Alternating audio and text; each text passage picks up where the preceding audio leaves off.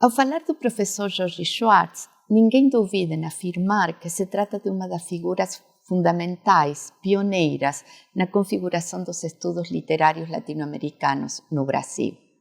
Todo o seu trabalho como pesquisador e como professor teve esse propósito de estabelecer pontes entre as culturas da América Latina e a brasileira. Ao longo do tempo, publicou inúmeras obras individuais ou coletivas, inclusive premiadas.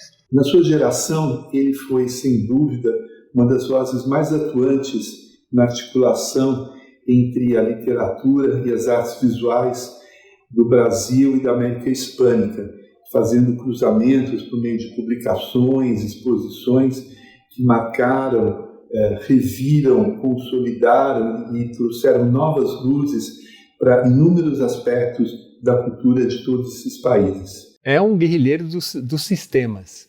Eu diria que o sistema cultural, o artístico e, claro, também o acadêmico. A postura política do Jorge é que eu entendo que, de fato, faz dele um grande intelectual, né? Ele sempre esteve nas lutas, desde sempre, das diferentes arbitrariedades, fora ou dentro da USP. A gente enfrentou junto polícia militar, né? Então, o Jorge estava sempre ali na linha de frente, né? Também.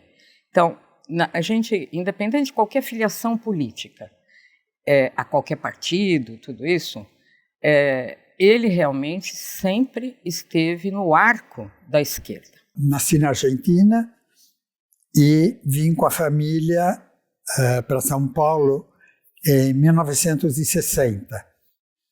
Numa trajetória típica de imigrantes que, de início dos anos 60, chegam, se instalam no centro de São Paulo. Eu tive um certo atraso para completar os estudos do colégio secundário, mas acabei me inserindo na quarta série do curso noturno do Colégio Estadual Rodrigues Alves, na Avenida Paulista. Isso, para mim, já foi um mergulho, digamos, na identidade brasileira, né? As turmas misturadas, homens e rapazes, uma coisa infinitamente menos formal. Dei continuidade e, por acaso ou não, mas foi no Colégio de Aplicação da Faculdade de Filosofia, na Rua Gabriel dos Santos, que foi, digamos, uma pequena revolução, porque o curso foi muito voltado para as humanidades, né? Então, era realmente uma escola de vanguarda pública na época. Eu entrei numa espécie de crise de não saber que continuidade dar aos estudos e aproveitei um programa de intercâmbio com Israel. Fui para um kibbutz, com um grupo de amigos, fiquei 3 meses quando estourou a guerra dos 6 dias. Isso foi em 1967. E terminada a guerra, foram dadas bolsas de estudo para quem quisesse cursar faculdade na Universidade Hebraica de Jerusalém. E foi assim que eu acabei entrando no departamento de inglês e um outro de estudos latino-americanos, assim combinando as duas áreas. Era uma época que tinha que ter 2 especialidades. Bom, foi um primeiro mergulho na literatura. Era a época do que se chama close reading, que é ler de perto. Na realidade, era um estudo do texto literário, muito em suas especificidades, muito nas suas ambiguidades, mas sem nenhum tipo de, digamos, de vínculo com a sociedade. é um método que me serviu a vida inteira para análise de textos. Depois de uma formação universitária que começa pela Universidade de Jerusalém, ele volta para o Brasil, logo em seguida começa o mestrado, faz o doutorado, a livre docência, e a produção dele dentro de todo esse tempo é voltada fundamentalmente para a hispano-americana. E eu acho que isso é um dos marcos decisivos, não só na carreira dele, como no curso da disciplina nesta universidade e nas demais universidades brasileiras. Eu volto para o Brasil depois de 3 anos, ainda inseguro, me matriculei para o mestrado lá, e nessas férias de 71 conheci o Davi Arrigucci, que me encaminhou ao departamento de espanhol de onde ele tinha saído. Aquela espécie rara de jovem rabino recém-saído de um kibutz para procurar emprego no Brasil, pousado em meu escritório, logo seria um amigo certo para as horas incertas, um crítico relâmpago com agudo senso de humor e finas maldades, movido pelo gosto das novas descobertas em seu percurso rumo às praias oswaldianas e vanguardistas. Fui falar com o chefe do departamento, o professor Julio García Morejón. Não foi uma entrevista muito longa, e rapidamente me ofereceu para trabalhar na faculdade como professor de língua e literatura. Ao integrar o Brasil, ele não simplesmente incorpora a literatura brasileira a uma geografia literária predominantemente hispânica, senão que ele coloca em movimento esse mapa e permite pensar ou traçar linhas de indagação em diferentes direções, sejam de ordem histórica, de ordem cultural ou de ordem linguística. Dentro da área de letras, ele conseguiu diversificar as fontes de informação dele e trouxe essas fontes para nós, que é uma faculdade, nas letras pelo menos, que é uma faculdade decididamente, até há pouco tempo, francófila, onde não existia nenhuma penetração do mundo acadêmico norte-americano. Então eu acho que só essa contribuição do Jorge de trazer o mundo latino-americano para nós e trazer a contribuição desses 2 setores acadêmicos do Atlântico Norte, tanto do lado americano quanto do lado europeu, Espanha e França, sobretudo, eu acho que já é digno de apreciação. Coincidentemente, em 71, eu também fui aceito para fazer a pós-graduação com o professor Antônio Cândido.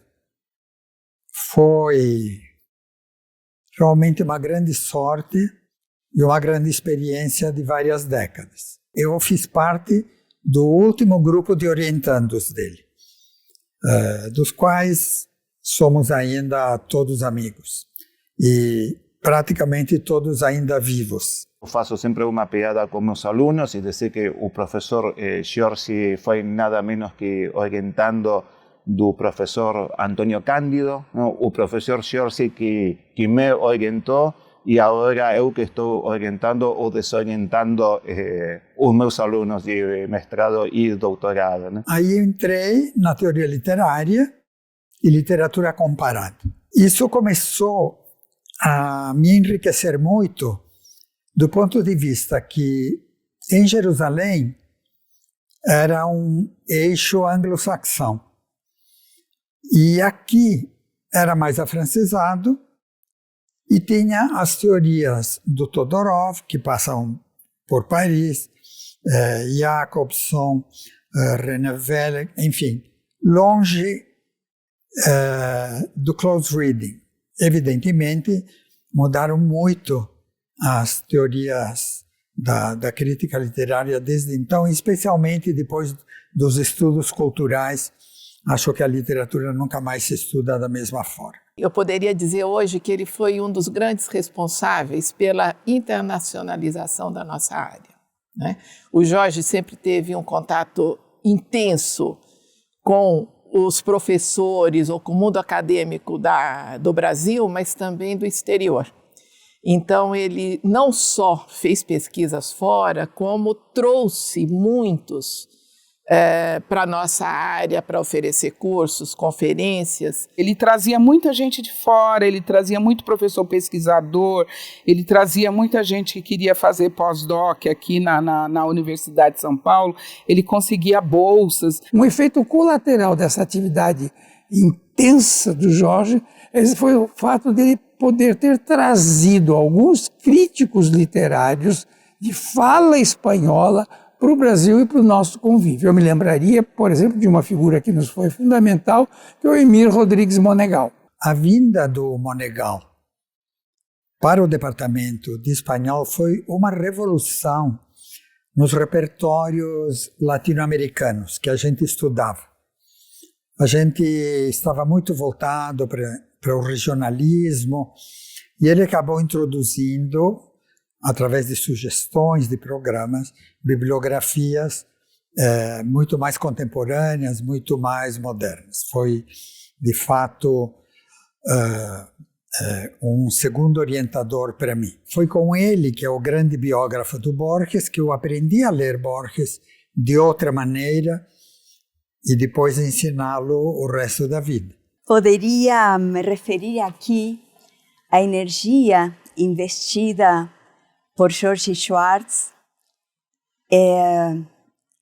em trabalhos que demandaram vários anos para ser realizados. Um deles é Borges Babilônico, primeiro publicado em português no Brasil, depois na Argentina em espanhol. Esse projeto demandou a formação de uma equipe de pesquisadores, inicialmente, que foi sendo renovada durante anos. E também poderia me referir aos 2 volumes de Oswald de Andrade, Obra Incompleta.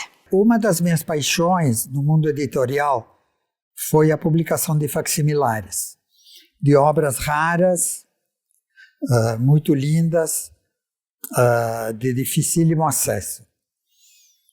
Então, fiz a Caixa Modernista, que na realidade é praticamente um pequeno museu portátil, muito, muito útil para as aulas de modernismo. Tem Pau-Brasil, Macunaíma, tudo em edição facsimilar. Primeira exposição da Tarsila na Galeria Persien. Outro livro na linha dos facsimilares saiu pela Companhia das Letras o primeiro caderno de aluno de poesia de Oswald de Andrade. É considerado um dos livros mais bonitos do modernismo. Esses trabalhos de fôlego que eu fiz ao longo dos anos não se fazem sozinhos. No caso do Borges, foi Maria Carolina de Araújo, que teve bolsa do CNPq de 12 anos como técnica. Também tenho que falar o nome da Gênesis Andrade, que foi a minha aluna desde a graduação, pós-graduação. Fizemos juntos Oswald de Andrade. Me auxiliou praticamente todos os projetos. Até hoje continuamos trabalhando juntos. Eu era muito apaixonada pelo curso, pela literatura, pelas aulas dele. E antes que o semestre terminasse, ele me convidou para fazer uma pesquisa que seria publicada no ano seguinte, no livro dele, Las Vanguardias Latino-Americanas, a edição em espanhol pela editora Cátedra de Madrid, de seu trabalho de livre docência. Essa parceria, então, que se iniciou com uma colaboração e uma publicação dele, depois se desdobrou no trabalho dele como meu orientador, dura até hoje. Eu tenho colaborado em praticamente todos os projetos do Jorge, como assistente editorial, como assistente de coordenação, como assistente de curadoria. Ele é sempre o primeiro leitor dos meus textos, eu sou uma das primeiras leitoras dos textos dele. Então, Jorge, com a poética que ele foi desenvolvendo, né, tendo como inspiração grandes nomes da literatura, né, no Brasil, Antônio Cândido,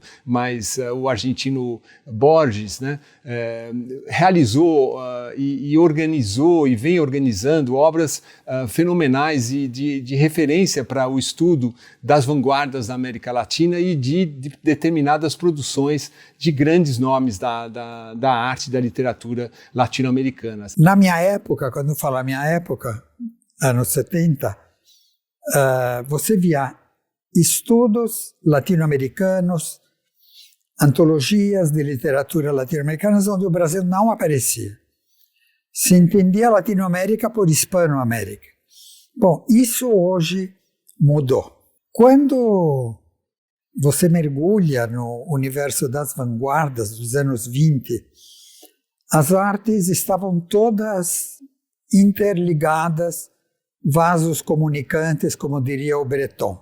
Então é inevitável estudar a poesia dos anos 20 na Europa, na América Latina, sem entrar nas artes visuais. Jorge, profundo conhecedor das vanguardas do século XX, principalmente na América Latina, consegue, dentro dos sistemas nos quais ele opera, ampliar o campo da arte e fazer com que a arte não seja meramente uma cereja do bolo, mas ela faça parte das estratégias de formação e de conhecimento de sistemas como uma universidade ou como um museu ou outros equipamentos culturais. A vanguarda é composta de forma muito ativa pelas artes visuais. Então eu acho que eu fui desenvolvendo, digamos, um certo olhar. Surgiu uma oportunidade extraordinária de eu fazer uma exposição na Espanha, no ano 2000, com várias áreas de conhecimento, mas chamava Brasil, da antropofagia Brasília, ou seja, dos anos 20 aos anos 50. O Jorge, junto com curadores convidados, como Carlos Augusto Calil, Ana Teresa Fabres, Miguel Wisnik e Carlos Martins, apresentam aos espanhóis a riqueza e a originalidade do modernismo brasileiro nas diferentes linguagens, né? Literatura, artes visuais, arquitetura, música, né? E também as relações dos estrangeiros com esse legado modernista que eu diria que é de escala mundial. Bom, um outro ponto que eu levantaria com relação ao Jorge, e esse é muito pessoal, é o bom humor que ele tem, é inerente. Vamos dizer que nas situações mais diferentes o Jorge tem uma tirada sempre muito inesperada e muito divertida. E ele ri da própria piada, mas também ri porque o outro ri. E nessa cumplicidade, ele, por um lado, gosta e, ao mesmo tempo, instala um bem precioso, o prazer. Tivemos um congresso organizado aqui na universidade sobre a obra de Miguel de Cervantes e, nesse momento, por uma série de questões, nós tivemos contato com um grupo, uma escola de samba que ia fazer um desfile de carnaval, Imperador do Ipiranga, e o desfile de carnaval seria sobre a obra de Miguel de Cervantes. O pessoal da escola de samba me pediu que eu formasse uma ala da escola com alunos, professores, funcionários e outros interessados. E eu achei muito divertido, porque o Jorge foi um dos primeiros que se apresentou como interessado em sair na escola de samba. Então o Jorge tem dessas coisas inesperadas, né? Em 2003, eu me aposentei, ou seja, faz mais de 20 anos, e tive a sorte de ser convidado, por conta do meu histórico expositivo, para dirigir o Museu Lazar Segal. Fiquei 10 anos com muitas exposições, muitas curadorias, umas 30 publicações. Foi uma experiência excepcional, realmente. Do ponto de vista teórico, o mais importante para mim no Museu Lazar Segal foi mergulhar no expressionismo alemão e no expressionismo em geral, que eu tinha deixado de lado por conta que eu só tinha trabalhado como futurismo. Então, nesse sentido, foi enriquecedor. Inclusive, publiquei a grande revista do expressionismo, que é o Cavaleiro Azul, Der Blaue Reiter. De fato, o que me parece é que na obra dele, no trabalho dele, se conjuga uma força e uma criatividade que eu particularmente vinculo com a identificação que o Jorge tem com Madalena Schwartz, sua mãe. Um dia, em conversa com a dona Madalena, a notável fotógrafa de quem o filho é o retrato vivo, comentei com elogios uma fala do Jorge sobre o Brasil em Cuba, onde estivemos juntos havia pouco com outros intelectuais latino-americanos. A mãe, com voz embargada, me disse então: "O Jorginho não é mesmo o máximo?" É sim, dona Madalena, o Jorginho é real e incrivelmente o máximo. A minha mãe, nos anos 60, virou fotógrafa. Ao longo de 2 décadas, ela se dedicou ao retrato e se consagrou como uma das retratistas importantes da história da fotografia no Brasil. Com isso, eu acompanhei toda a trajetória dela e fiz várias exposições. Então, eu acho que há uma espécie em mim de educação pelo olhar, herdado de alguma maneira pela minha mãe.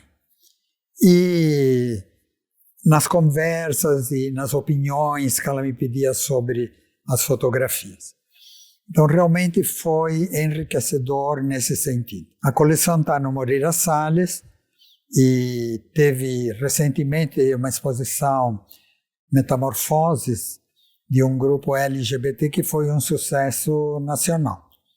Né? Então, acho isso um ingrediente importante na minha formação. E aí eu vou até puxar a sardinha para o autor que eu mais estudo e que o Jorge também lê, não é? Me acompanhando, que é o Max Alpe, né? Que tem uma frase muito interessante, não vou citar, enfim, nem em espanhol, nem a frase inteira, mas ele destaca que o verdadeiro intelectual é aquele que tem responsabilidade e compromisso com o seu tempo. Acho que isso é o Jorge.